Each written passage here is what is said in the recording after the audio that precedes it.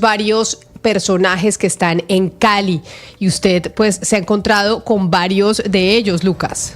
Con varios, Camila, aquí seguimos en este tercer día de COP16 desde la zona sur en el Centro de Eventos Valle del Pacífico, y sabe que déjeme decirle que me llena de orgullo que uno camina por estos pasillos y empieza a oír hablar de tanta gente y tantos expertos que saben, que vienen además de todas partes del mundo, de organismos y organizaciones de todos los lugares del mundo, y a mí me llena de orgullo que hay muchísimos que son colombianos, Camila, y uno de ellos nos acompaña esta hora aquí en Blue Radio y es Mauricio Díaz Granados, que es una eminencia en el mundo de la ciencia. Me atrevo a decir que es uno de los mayores expertos y conocedores de páramos y de frailejones a nivel mundial, y quien actualmente es el director científico del Jardín Botánico de Nueva York. Señor Díaz Granados, bienvenido a Blue Radio. Qué orgullo y qué honor poderlo tener aquí. Lucas y Camila, muchísimas gracias por esta invitación. Para mí es un placer estar aquí en el evento y con ustedes conversando y con todos los que nos escuchan en este momento. Justamente le decía yo antes de empezar que usted es un experto en páramos y en frailejones, y hace unos días en una de las conferencias aquí decían que Colombia tiene el 52% de los páramos del mundo. Más de la mitad de los páramos de todo el planeta están aquí en nuestro país, pero siento que los colombianos de pronto no somos como tan conscientes de eso y no lo tenemos tan arraigado. ¿Usted también siente que eso es así? Lucas, yo creo que ha venido cambiando con el tiempo. Efectivamente, somos el país de los páramos.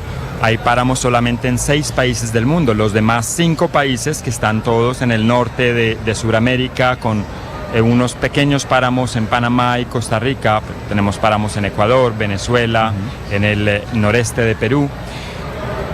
Los demás 5 países no tienen en conjunto tantos páramos como los tenemos nosotros. Así que somos el país de los páramos, somos el país de los frailejones.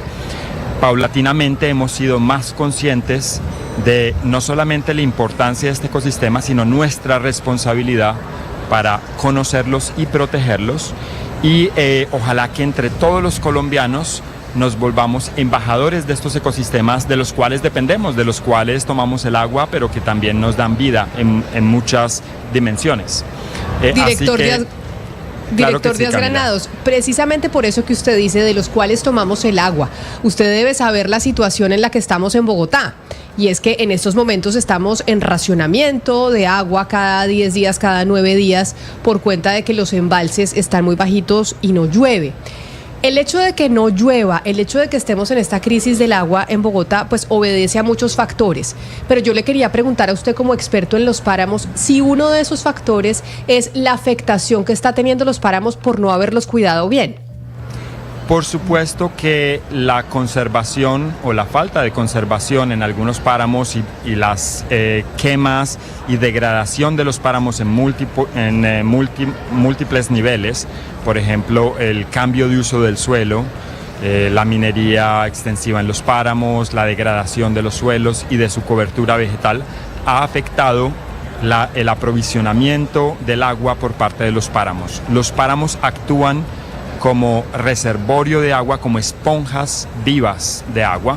No solamente la vegetación, la biomasa y la necromasa, la materia muerta que está en los páramos, pero los suelos son absolutamente fundamentales en su contribución para el recurso hídrico.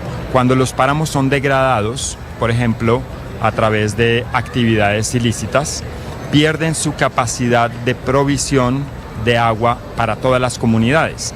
Y recordemos que cerca de 40 millones de personas dependen del agua que viene de los páramos. Así que la conservación de los páramos es fundamental. ¿Y qué tan amenazados están esos páramos y cuáles son los que, digamos, presentan mayor riesgo justamente por estas actividades ilegales que a diario estamos reportando en los medios de comunicación, de temas relacionados con explotación ilegal de recursos naturales y también obviamente por presencia de grupos armados en esas zonas?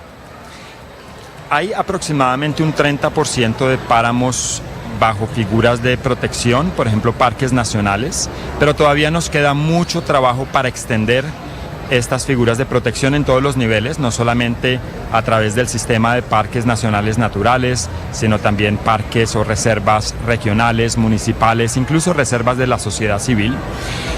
Hay todavía muchos páramos que no han sido protegidos. Justamente ayer sacamos un artículo con una estudiante mía de doctorado el artículo está publicado en Biodiversity and Conservation sobre la identificación de áreas prioritarias para la conservación de frailejones.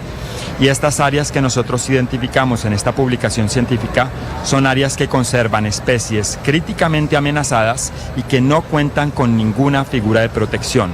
Algunas de estas áreas, por ejemplo, están en la Cordillera Oriental, en los departamentos de Santander, norte de Santander e incluso Boyacá.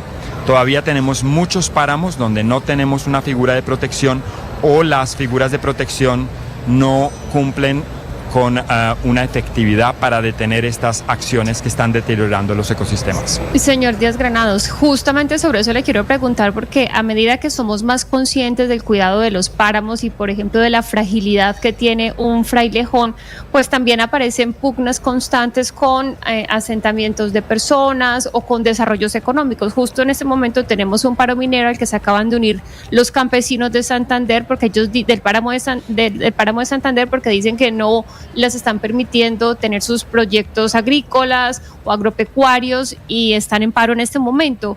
¿Cómo mediar en esas pugnas sin afectar los dos lados? Algo que es tan básico para nosotros como la protección de los frailejones y los páramos, porque nos dan el agua para la vida, pero también sin afectar a estas personas que reclaman poder trabajar. Correcto. Camila, ese punto es supremamente importante. La resolución de estos problemas es compleja. Colombia ha liderado el proceso de delimitación de sus páramos por varios años. Tenemos casi todos los páramos delimitados y todavía algunos páramos la delimitación no se ha completado justamente por esta problemática social. Hay comunidades, hay pueblos enteros que se han originado en páramos, que han desarrollado sus vidas, sus tradiciones en ecosistema de páramos y que hoy en día hay una tensión ambiental y social por las medidas que se requerirían tomar para la conservación efectiva de estos ecosistemas. Para mí la solución es tener la evidencia de los daños que puedan causar esas actividades. Por supuesto, cuando hablamos de actividades humanas, hay actividades de bajo impacto y actividades de impacto muy alto. Y cómo podemos evaluar mediante datos, mediante investigación, cuáles de las actividades deberían ser definitivamente prohibidas en los páramos, pero es posible que en algunos casos haya algunas actividades que puedan seguir desarrollándose bajo la normativa y por supuesto bajo el control de las autoridades. Director Díaz Granados, ¿hay algún país a donde podamos mirar que digamos sea un modelo, sea un paradigma de cómo proteger los páramos y que pudiéramos seguir esas medidas de protección o seguir ese modelo para poder proteger los páramos en Colombia? Lamentablemente no tenemos otro país que nos enseñe cómo proteger sus páramos porque, como lo decíamos, somos el país de los páramos y los demás ejemplos distan mucho y las características de los páramos que hay, por ejemplo, en Venezuela o incluso en Ecuador esos páramos son muy diferentes.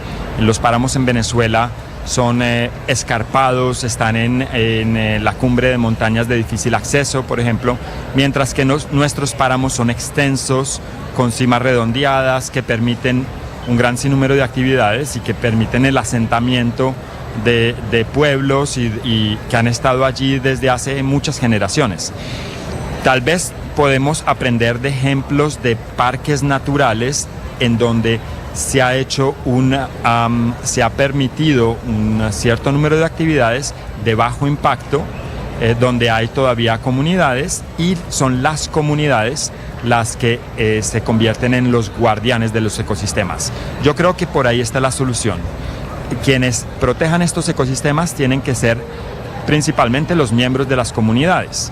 Vemos el tema de los incendios de los páramos, que es un tema que nos afecta siempre, todos los años. Este año, si recuerdan, tuvimos incendios devastadores en los páramos y algunos de estos incendios fueron de causa antrópica, causados por algunas personas malintencionadas para extender sus fronteras agrícolas, por ejemplo, pero asimismo habían redes comunitarias que permitieron realizar las alertas tempranas para rápidamente actuar y mitigar el impacto de estos incendios. Director Díaz Granados, pues muchas gracias por acompañarnos aquí desde la zona azul, desde el stand de Blue Radio, y ojalá pues nos concienticemos de la importancia que tienen los páramos, aunque creo que lo hemos ido haciendo poco a poco, porque por ejemplo el embajador de esta COP es el frailejón Ernesto Pérez.